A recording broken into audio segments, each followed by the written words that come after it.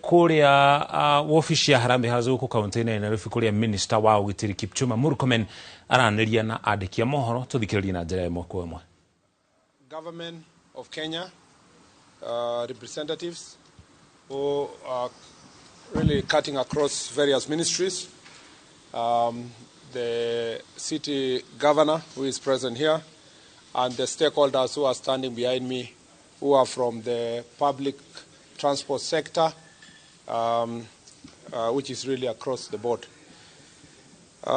First of all, let me say the government appreciates the challenges faced by Kenyans as the result of the rising global fuel prices occasioned by the crisis in the Middle East.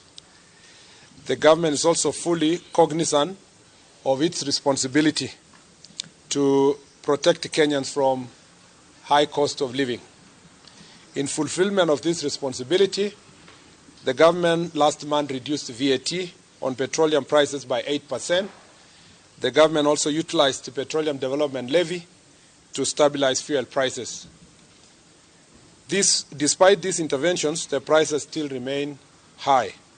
Consequently, the government last night took additional measures to remedy the situation by reducing the price of diesel by 10 shillings per litre.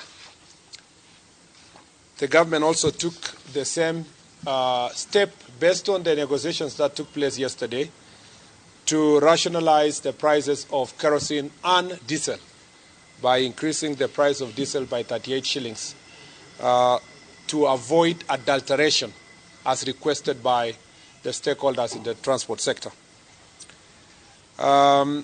Understandably, the stakeholders in the public transport sector had requested for a reduction of 46 shillings, and they are still agitating for further reduction despite the 10 shillings reduction that happened last night. Following a consultation meeting this morning between the government and the representatives, it was agreed that that there was need for negotiations between the government and the stakeholders at a high level, and that those negotiations must be undertaken within the next 1 week. That in the interceding period between now and Tuesday, 26th May of 2026, that the strike that is ongoing is suspended for a period of 1 week to provide an avenue for consultation, negotiation between the government and the stakeholders. The public transport sector stakeholders also condemned incidences of violence and destruction witnessed yesterday in some parts of the country and completely dissociate themselves from them. And they are not part and parcel of any kind of violence that happened. The government remains fully committed to addressing concerns raised by Kenyans at all times and calls for peaceful and legal means for airing the various grievances. And to confirm that this was fully agreed by all the members, I'd like to call Mr. Mukabane. There will be three colleagues who are in the meeting who will say a few words of confirmation of this statement before Waziri Wandai can close for us this press conference. Thank you, members of the press. We first would like to apologize to our customers who have been inconvenienced by the strike that was inevitable. Two, it is true that we have had serious consultations from yesterday, and today we have just had a breakthrough, not because we are satisfied, but we want to give negotiations a chance. So we are waiting for negotiations at the high level, but we would like to let the customers and those who we work with understand that if this is not taken serious, within the 7 days that we have given, the strike will be back. Thank you very much. I'll call him. Yeah. My name is Kushan Mushiri. I'm the CEO of Federation of Public Transport Sector, FPTS, and the National Chairman for the Association of Matatu Transport Owners, AMTO. Today, as much as we would have been happy to say that we got the 46 shillings that we were seeking, we are also glad that at least negotiations have started in earnest, and that the seriousness and the need for our demands to be met and for our transport industry to be taken seriously has been well noted by government. And unfortunately, had we been taken seriously on Friday, I think we would not be here. So on behalf of the Federation of Public Transport Sector and Association of Matatu Transport Owners, mine is to urge all our membership, our drivers, our conductors, to resume operations effective immediately, so that we can be able to assist our Kenyans continue with their normal running of their normal activities.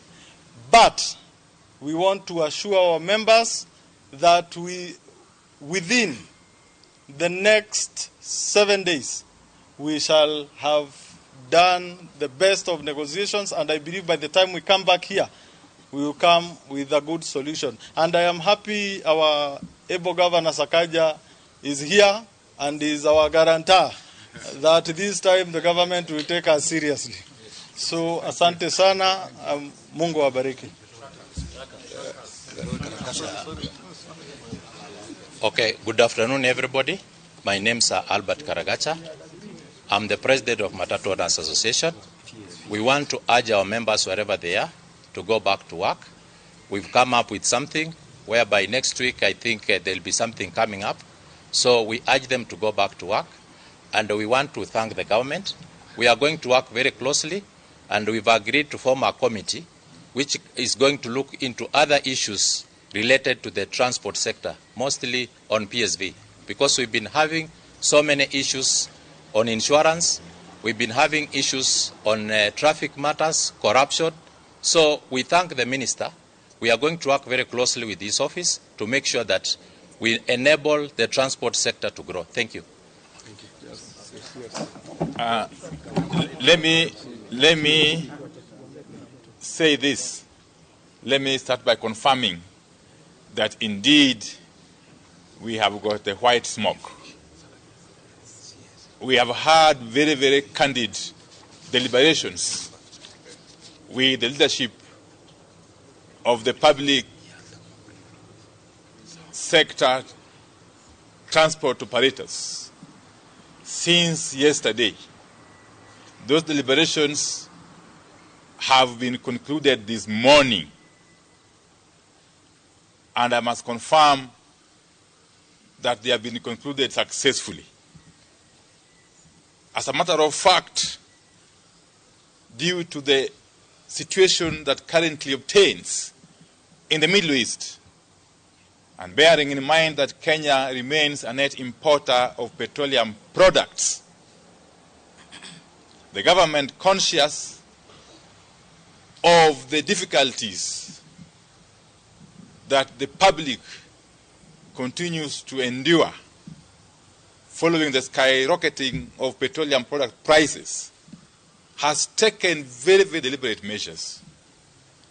On the matter of subsidy alone, between last month and this month, those two pricing cycles, the government has applied some 13.9 billion shillings to manage the cost of these petroleum products. Last night's reduction by 10 shillings on the cost of diesel per litre alone took some 2.7 billion shillings.